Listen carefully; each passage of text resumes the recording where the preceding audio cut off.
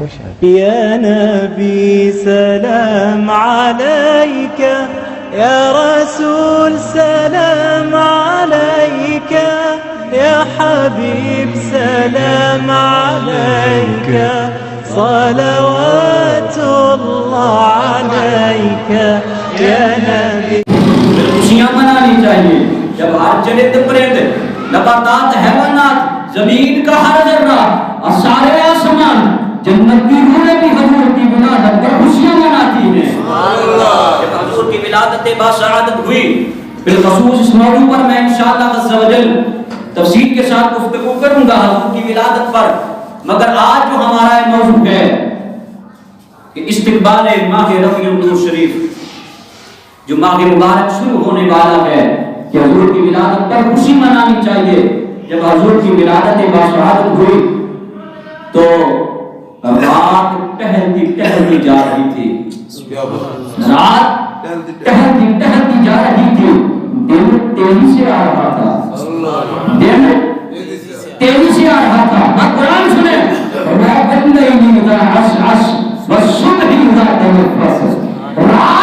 ٹہلتی جا رہی تھی، دن تیزی سے آ رہا تھا. مولا ماجرا کیا ہے، معاملہ کیا ہے؟ رات کیوں ٹہل رہی ہے، دن کیوں تیزی سے آ رہا ہے؟ فرمایا اگر ولادت رات کے اندر ہو جاتی، دن میں نہ ہوتی تو دن محروم ہو جاتا، دن کو یہ افسوس ہوتا کہ ولادت مصطفیٰ میرے اندر کیوں نہیں ہوئی. فرمایا اگر ولادت مصطفیٰ دن میں ہوتی تو رات پریشان ہو جاتی. فرمایا ولادت مصطفیٰ ہوئی ہی اس وقت ہے جب رات جا رہی تھی، دن آ رہا تھا. رات جا رہی تھی، دن آ رہا تھا، تو ولادت مصطفیٰ ہو گئی. اب قرآن بیان فرماتا ہے جب ولادت مصطفیٰ کا وقت آ جائے تو پھر خوشیاں منایا. میں آپ کو اسی طرح بنانا چاہتا ہوں، خوشیاں منایا کرو. کیوں خوشی منانی ہے؟ یہ کتنا مبارک دن ہے، کتنا عظمتوں والا دن ہے. قرآن سے دلیل پیش کروں گا، بات قرآن و حدیث سے ہٹ کر نہیں ہوگی. قرآن سے بات ثابت کروں گا. لیلۃ القدر کی رات آتی ہے رمضان کے مہینے میں. رمضان کے مہینے میں ایک رات آتی ہے جسے لیلۃ القدر کہتے ہیں. وہ رات بڑی عظمتوں والی ہے، بڑی برکتوں والی ہے. ہم اس رات میں رب کی بارگاہ میں عبادت بھی کرتے ہیں، شکر بھی کرتے ہیں، تسبیح و تحمیل بھی کرتے ہیں. اور حضور صلی اللہ علیہ وسلم ارشاد فرماتے ہیں، بخاری شریف کی پہلی جلد میں حدیث موجود ہے، حضور فرمایا جو لیلۃ القدر کی رات عبادت کرے اللہ اس کے اگلے اور پچھلے تمام گناہوں کو معاف کرے. ہم اس رات میں عبادت کرتے ہیں، ہمارے گناہ معاف ہو جاتے ہیں. بات توجہ طلب ہے، توجہ سے سنیے. رات لیلۃ القدر کی ہے، اس رات کے اندر قرآن کریم کا نزول ہوا. اس رات کے اندر قرآن کریم کا نزول ہوا ہے. وہ رات ہے جس کے بارے میں اللہ فرماتا ہے لیلۃ القدر خیر من الف شہر. سبحان اللہ. یہ وہ رات ہے جو 1000 مہینوں سے افضل ہے. سبحان اللہ. بات سمجھ میں آئے تو سبحان اللہ میں ضرور سینا کریں. اونچی بات سے ذرا فرمایا یہ وہ رات ہے جو 1000 مہینوں سے افضل ہے. یہ رات 1000 مہینوں سے افضل کیوں ہوئی کہ اس رات فرشتے اترتے ہیں، جبریل امین بھی آتے ہیں، قرآن کا نزول ہوا ہے.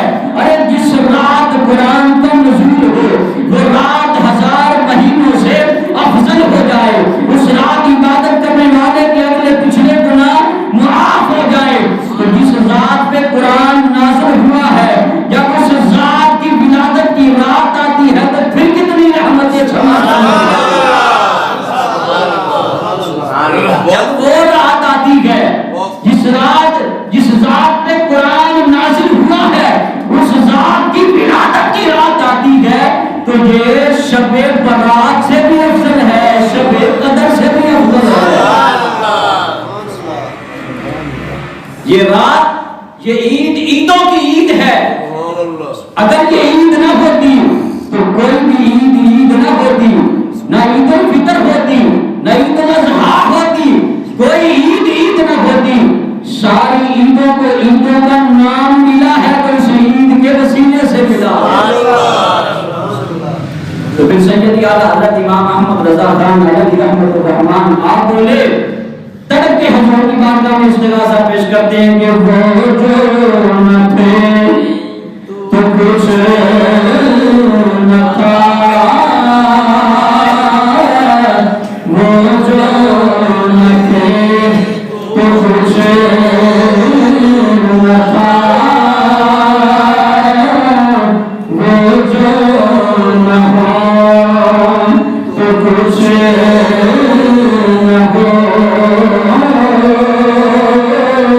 وہ جو نہ ہو تو کچھ نہ ہو، وہ جو نہ تھے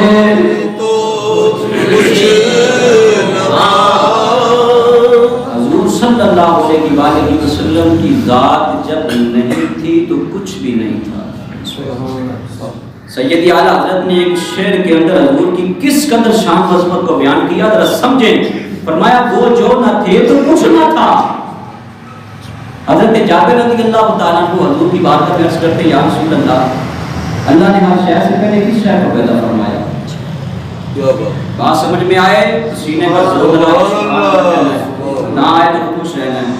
حضرت جابر کہتے ہیں یا رسول اللہ، اللہ نے ہر شے سے پہلے کس شے کو پیدا فرمایا؟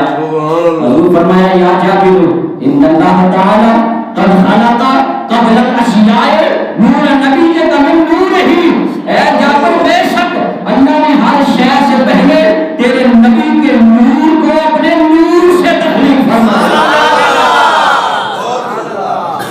فرمایا جب کچھ بھی نہیں تھا، جب کچھ بھی نہیں تھا، حضور فرمایا میں تو اس وقت بھی نبی تھا جب آدم علیہ السلام ابھی پانی اور مٹی کے درمیان تھے، میں اس وقت بھی نبی تھا۔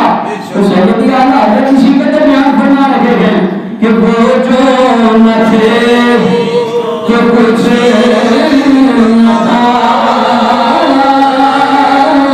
اور اب تو میں نے شعر کا مطلب ہی سمجھا دیا، ساتھ مل کے پڑھے وہ جو نہ تھے تو کچھ نہ تھا۔ اور مولوی ہوتے ہیں جو صرف راگی لگاتے ہیں، مطلب نہیں سمجھاتے، میں نے تو مطلب ہی واضح کر دیا، اب بھی آپ خاموش ہیں۔ وہ جو نہ تھے تو کچھ نہ تھا، وہ جو نہ ہو تو کچھ نہ ہو، وہ جو نہ ہو تو کچھ نہ ہو، جان ہے وہ جہان کی بات، جان ہے وہ جہان کی، جان ہے وہ جہان کی، دل جان ہے وہ جہان کی، اور جان ہے تو جہان ہے، جان ہے وہ جہان کی، جان ہے تو جہان ہے، جان ہے تو اگر حضور کی ذات نہ ہوتی تو کوئی عید نہ ہوتی، اگر حضور کی ولادت عید کا دن نہیں ہے تو پھر کوئی بھی عید نہیں ہے۔